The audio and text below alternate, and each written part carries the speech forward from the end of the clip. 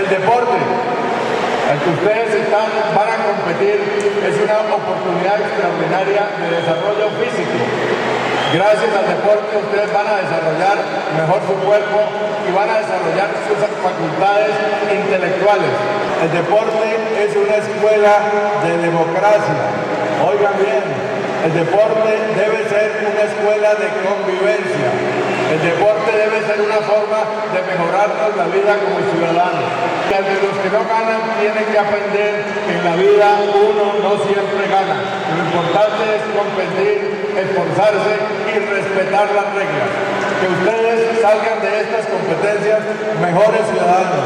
Que ustedes salgan entendiendo que hay que respetar la opinión del otro y respetar las reglas.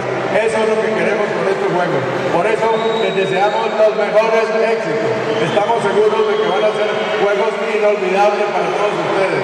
Lo importante de esto es que todos ustedes salgan mejores ciudadanos. Que cuando ustedes vayan al estadio de fútbol entiendan que puede haber gente que tenga distintas opiniones, pero que ustedes no tienen derecho de producir disturbios como los que están enlodando el nombre de la ciudad de Cali. Ustedes tienen que entender que ser deporte es esforzarse por mejorar, es esforzarse por salir adelante respetando a los demás.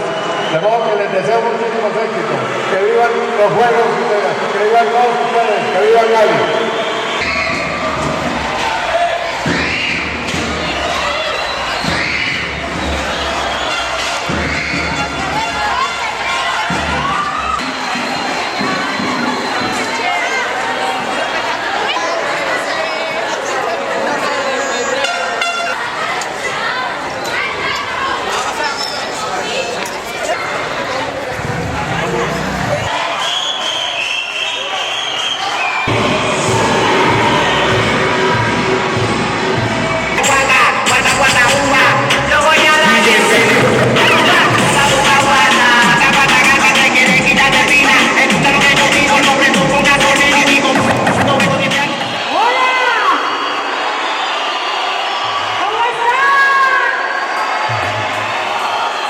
Mucho gusto con ustedes, Angélica Camacho.